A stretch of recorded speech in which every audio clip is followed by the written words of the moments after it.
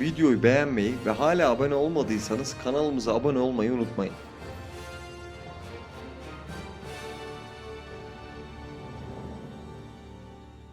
Satürn Part 2 bölümüne hoş geldiniz. Bu bölüm videonun en insani kısımlarından biri. Çünkü bilimin sadece soğuk rakamlardan değil, aynı zamanda şaşkınlıklardan, hatalardan ve zamanla berraklaşan bir görüşten ibaret olduğunu anlatacağız. Mitolojideki o karanlık, çocuklarını yiyen dev imgesinin bilim tarihinde nasıl gerçek bir kafa karışıklığına dönüştüğünü iliklerine kadar hissedeceğiz. 6. Bölüm Keşif. Görmekle anlamak arasındaki uçurum. Önceki videomuzda zamanın çocuklarını yutan o dehşet verici Kronos'tan bahsettik. Şimdi gelin bu mitolojik korkunun bilim tarihinin en büyük dehalarından birini nasıl gerçek bir şaşkınlığa sürüklediğine bakalım. Çoğu kişi Satürn'ü kim keşfetti diye sorar. Aslında bu soru kökünde bir yanlışı barındırır. Satürn, antik çağlardan beri çıplak gözle görülebilen, gökyüzünde ağır ağır süzülen o parlak ışıklardan biriydi. Kimse onu keşfetmedi. Biz onu hep oradayken anlamaya çalıştık. Asıl hikaye 1610 yılında bir adamın el yapımı ilkel teleskobunu gökyüzündeki bu ışığa doğrultmasıyla başlıyor. Ne var ki gördüğü şey bugün hepimizin tanıdığı o kusursuz halkalı Satürn değildi. Galileo Galilei teleskobunun merceğinden baktığında ne gördüğünü tam olarak anlayamadı. Satürn onun teleskobunda tek bir yuvarlak değil, sanki birbirine yapışık 3 farklı yıldız gibi duruyordu. Notlarına Satürn'ün yan kulakları olduğunu yazdı. Hatta bu çıkıntıların gezegene eşlik eden iki büyük yardımcı olduğunu sandı. Ama birkaç yıl sonra bilim tarihinin en trajikomik ve bir o kadar da ürpertici anı yaşandı. Satürn, Güneş etrafındaki turu sırasında halkalarının kenarını dünyaya çevirdiğinde o kulaklar aniden yok oldu. Galileo teleskobuna baktı ve bomboş bir yuvarlak gördü. O an mitolojinin o karanlık bilgisi zihninde şimşek gibi çaktı. Ve şu meşhur soruyu sordu. Yoksa Satürn mitolojideki gibi çocuklarını mı yedi? Büyük bir deha bile elindeki veri yetersiz olduğunda binlerce yıllık bir hikayeye sığınmak zorunda kalmıştı. Bilim ve mitoloji o gece tek bir teleskop merceğinde çarpışmıştı. Bu kulak bilmecesi neredeyse yarım asır boyunca çözülemedi. Ta ki 1655 yılında Hollandalı astronom Christian Huygens sahneye çıkana kadar. Huygens sadece daha iyi bir teleskop yapmamıştı. O, bakış açısını değiştirmişti. Satürn'ün yanındaki o garip çıkıntıların aslında gezegene hiç değmeyen, onun etrafında asılı duran ince bir halka olduğunu fark etti. Bu, insanlık için muazzam bir zihinsel sıçramaydı. Çünkü o güne kadar kimse bir gezegenin etrafında bağımsız, yüzen bir halkanın olabileceğini hayal bile edememişti. Huygens, Satürn'ün sadece bir gezegen değil, bir mühendislik harikası olduğunu bize fısıldadı. Ancak hikaye orada da bitmedi. 1675'te Jean Dominique Cassini o halkaya daha yakından baktı. Halkanın tek parça bir disk olmadığını gördü. Halkanın tam ortasında karanlık bir boşluk vardı. Bugün bizim Cassini bölmesi dediğimiz o devasa yarık. Bu keşif bize Satürn'ün halkalarının bir bütün değil, bir yapı olduğunu, kendi içinde katmanlara ve kurallara sahip olduğunu öğretti. Bu bölümden 6X arşivine kaydetmemiz gereken en büyük ders şudur. Keşif bir anda gelen parlak bir aydınlanma değil, bir sabır yolculuğudur. Bilim, ölçüm gücümüz arttıkça görüntünün netleştiği, sesin dağıldığı bir süreçtir. Galileo bir tuhaflık gördü. Huygens o tuhaflığa isim verdi. Cassini o ismi parçalara ayırdı. Bugün biz ise o halkaların içindeki toz parçacıklarının kimyasını tartışıyoruz. Tıpkı Satürn gibi gerçek de katmanlıdır. Biz sadece daha derine bakmayı öğreniyoruz. Bilim tarihinin bu yanılsamalarla dolu yolculuğu bizi bugün muazzam bir teknolojik güce ulaştırdı. Peki bu devasa teleskoplarla ve uzay araçlarıyla baktığımız o görkemli halkalı dev, bizim küçük dünyamızla gerçekten bir bağ kuruyor mu? Yoksa o 1,4 milyar kilometre ötede sadece kendi başına mı dönüyor? Gelin Satürn'ün dünya üzerindeki o gerçek ama sessiz etkilerine Dünyaya Etki bölümünde göz atalım. 7. bölüm Dünyaya Etki. Kozmik sınır gözcüsünün derin etkisi. Satürn'ün dünya üzerindeki doğrudan fiziksel etkisi konusunda dürüst olalım. İnternette Satürn'ün kütle çekiminin bugün moralinizi bozduğunu iddia edenler olabilir. Ancak bu bilimsel bir gerçek değildir. Öte yandan hiçbir etkisi yok demek de aynı ölçüde yanıltıcıdır. Satürn'ün etkisini 3 kritik katmanda düşünebiliriz. 1. Güneş sisteminin dinamikleri. Satürn dev bir kütledir. Jüpiter ile birlikte Güneş sisteminin elektrik süpürgesi gibi çalışır. Yerçekimi mimarisiyle küçük asteroidlerin ve kuyruklu yıldızların yörüngelerini etkileyerek sistemin stabil kalmasını sağlar. Onlar olmasaydı dünya belki de çok daha fazla çarpışmaya maruz kalabilirdi. 2. Bilim ve teknoloji. Satürn'e gönderilen Cassini gibi keşif görevleri insanlığın derin uzayla kurduğu bağı yeniden tanımladı. Bu süreçte geliştirilen iletişim, sensör ve görüntüleme teknolojileri bugün yalnızca uzay araştırmalarında değil, telefonlardan tıbbi görüntüleme sistemlerine kadar gündelik hayatın içinde de yaşamaya devam ediyor.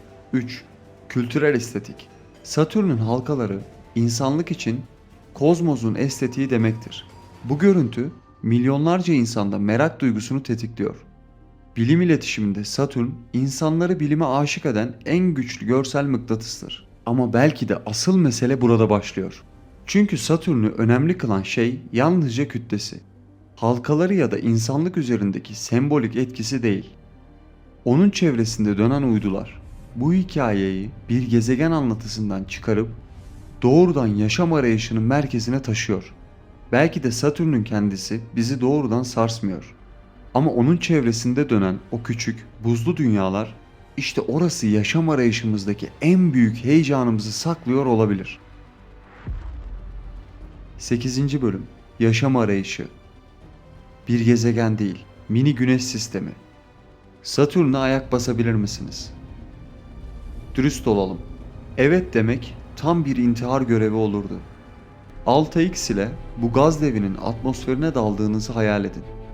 Ayak basacak bir toprak yok. Sadece sizi kağıt gibi ezecek bir basınç ve kavurucu bir sıcaklık. Ama durun. Eğer sadece gezegene bakıyorsanız Güneş sisteminin en büyük sistemini ıskalıyorsunuz demektir. Satürn bir gezegen değil. O, kendi kuralları olan devasa bir kozmik ekosistem. Peki dostlar, bu devasa sistemin içinde saklanan asıl hazineler neler? 6x'in sensörleri Satürn'ün halkaların ötesindeki iki uç dünyaya kilitlenmiş durumda. Biri dondurucu buzun altındaki gizli bir okyanus. Diğeri ise dünyamıza ürkütücü derecede benzeyen turuncu bir dev. Gelin bu ekosistemin gerçek yıldızlarına yaklaşalım. 1. Enceladus. Hemen sağımızda parlayan bu küçük ay buzdan bir okyanus fabrikası. Cassini uzay aracı burayı keşfettiğinde bilim dünyası yerinden oynadı. Güney kutbundan uzaya devasa su ve buz gayzerleri fışkırıyor. Bu şu demek, 6x ile buzları delmemize gerek yok. Sadece o püskürmelerin içinden geçerek okyanusun farkına varabiliriz. 2. Titan. Dünyanın karanlık ikizi. Kalın bir atmosferi, sıvı metan ve etan gölleri var. Titan bize şunu fısıldıyor. Yaşamın olması için sadece suya muhtaç olduğumuzu kim söyledi? Peki ya bu sistem ne kadar zamandır orada? Satürn yaşlı bir bilge mi? Yoksa o meşhur halkalarını daha dün mü taktı? Yaş bilmecesine giriyoruz. 9. bölüm Kozmik mücevherlerin sırrı. Satürn'ün halkaları kaç yaşında? 6x ile halkaların o büyüleyici kristal parıltısına doğru süzülürken Kafamızda tek bir soru var. Bu halkalar her zaman orada mıydı? Satürn'ün kendisi Güneş sistemi ile birlikte yaklaşık 4,5 milyar yıl önce doğdu. Ancak bu devasa mücevherlerin yani halkaların yaşı bugün astronominin en hararetli tartışma konularından biri. Dinozorlar Satürn'ü çıplak mı gördü? Uzun yıllar boyunca bilim dünyası şaşırtıcı bir teoriyi konuştu. NASA'nın tüm robotik keşiflerini yöneten merkezi yani Jet Propulsion Laboratuvar olarak bilinen JPL tarafından kontrol edilen Cassini görevinden gelen veriler halkaların sanılandan çok daha genç olduğunu fısıldıyordu. Bu verilere göre halkalar sadece 10 ila 100 milyon yaşında olabilirdi. Bu veri şu anlama geliyordu. Dünyada devasa dinozorlar hüküm sürerken gökyüzüne baksalardı bugün gördüğümüz o görkemli halkaları göremeyeceklerdi. Satürn o zamanlar gökyüzünde sıradan, halkasız bir ışık noktasıydı. Bu teorinin en güçlü kanıtı halkaların inanılmaz temizliğiydi. Halkaların %99'u saf su buzundan oluşuyor. Eğer milyarlarca yaşında olsalardı, uzayın tozlu yollarında çoktan kirlenmiş ve kömür gibi kararmış olmaları gerekirdi. Ancak 2024 ve 2025 yıllarında yayımlanan son araştırmalar bu temizlik durumunun başka bir sırrı olabileceğini söylüyor. Yeni bilgisayar modelleri halkaların içindeki buz parçacıklarının birbirine çarparak yüzeylerini sürekli tazelediğini, yani aslında milyarlarca yıldır orada olup kendilerini genç gösteriyor olabileceklerini ortaya koydu. Ancak yaşları ne olursa olsun 6X'in sensörleri bir gerçeği doğruluyor. Bu halkalar kalıcı değil. Satürn'ün kütle çekimi halkaları saniyede tonlarca buz olarak gezegenin atmosferine çekiyor. Biz buna halka yağmuru diyoruz. Bilim insanları halkaların önümüzdeki 100 milyon yıl içinde tamamen yok olacağını öngörüyor. Yani biz aslında çok şanslı bir zaman diliminde yaşıyoruz. Evrenin bize sunduğu bu muazzam şovun tam ortasındayız. Ama Satürn sisteminde tek gizem halkaların yaşı değil. Şimdi 6X'in rotasını zamanın bambaşka aktığı o tuhaf ritme kırıyoruz. Yaşını tartışırken zamanın kendisinin Satürn'de nasıl büküldüğünü hiç düşündünüz mü? Bir günün 10 saat sürdüğü, bir yılın ise bir ömür sürdüğü o tuhaf ritme bakalım. 10. Bölüm Zamanın kozmik ritmi 7 yıllık mevsimlerin sırrı. Keşif aracımızın kokpitinden baktığımızda Satürn sistemi sonsuz bir sükunetin içinde asılı duruyor gibi görünebilir. Ancak bu devasa kütlenin zamanla olan ilişkisi bizim dünyadaki alışkanlıklarımıza tamamen zıt bir mekanikle işler. Satürn kendi ekseni etrafında olağanüstü bir süratle döner. NASA ve Cassini verileri bu devin bir gününün sadece 10 saat 33 dakika sürdüğünü doğrulamaktadır.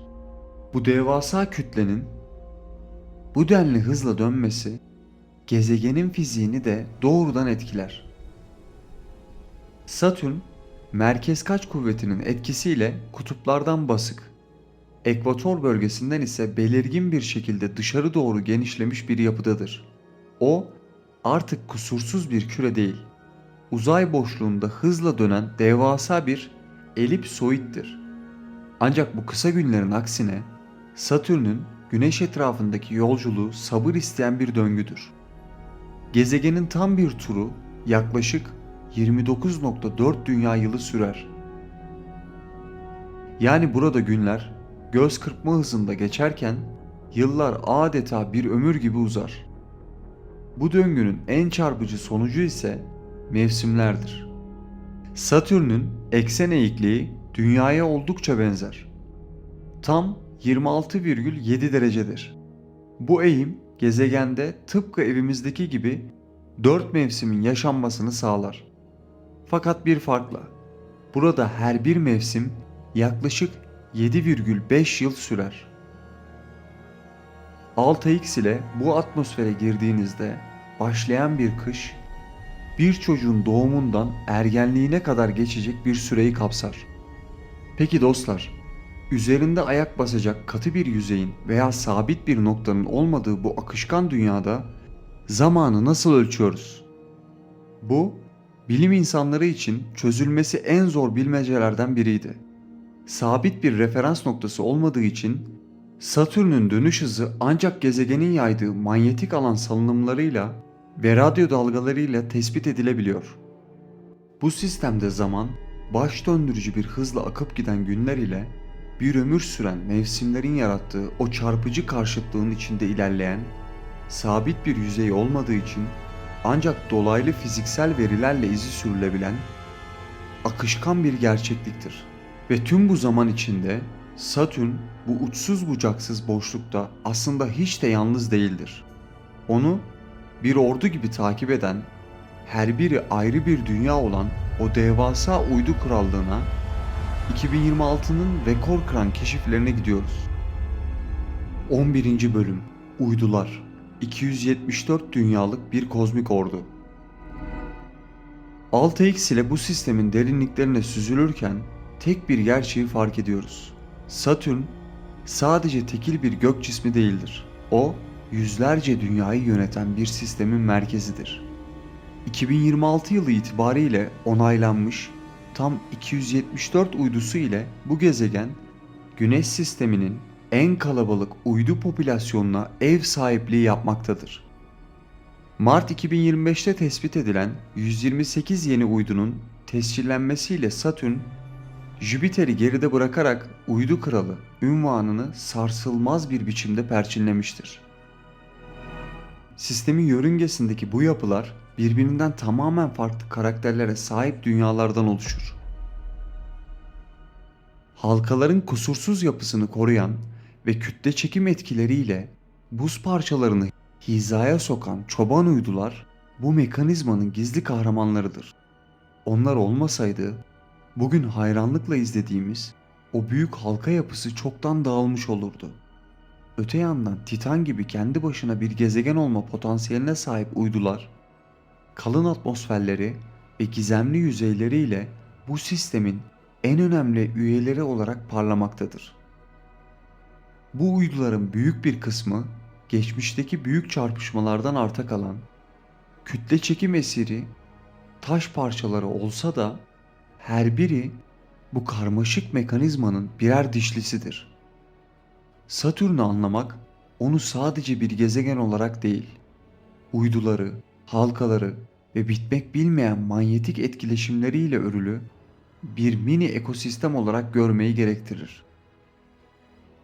6X'in sensörleri bize bu ölçeği fısıldarken, evrenin bir köşesinde kendi kurallarını koyan bu bağımsız krallığın görkemine bir kez daha tanıklık ediyoruz. Satürn sahip olduğu bu görkemli sistemden atmosferindeki fırtınalara kadar bize önemli bir hakikati fısıldıyor. Gerçek güç, disiplinli bir düzenin ve zamanın içinde saklıdır. 2026 yılının bu ilk büyük keşfini Satürn ile noktalıyoruz. Çünkü önümüzdeki uzun yolda ihtiyacımız olan o kararlı ve sistemli duruşu ancak bu halkalı devin sükunetinden ödünç alabilirdik. Şimdi sıra sizde. 6X'in kaptan koltuğunda siz olsaydınız, bu 274 uydudan hangisine rotayı kırardınız? Metan denizleriyle gizemli Titan mı, yoksa buzlu gayzerlerini uzaya savuran Enceladus mu? Bu kozmik tercihinizi nedenleriyle birlikte yorumlarda bekliyoruz. Bir sonraki durağımızda Güneş sisteminin mutlak hakimi, fırtınaların ve kütle çekimin sınır tanımayan gücü Jüpiter ile yüzleşeceğiz. 6X, derin uzayın bu en büyük gizemine doğru motorlarını ateşliyor. Bakışınız gökyüzünde, merakınız sonsuzlukta kalsın.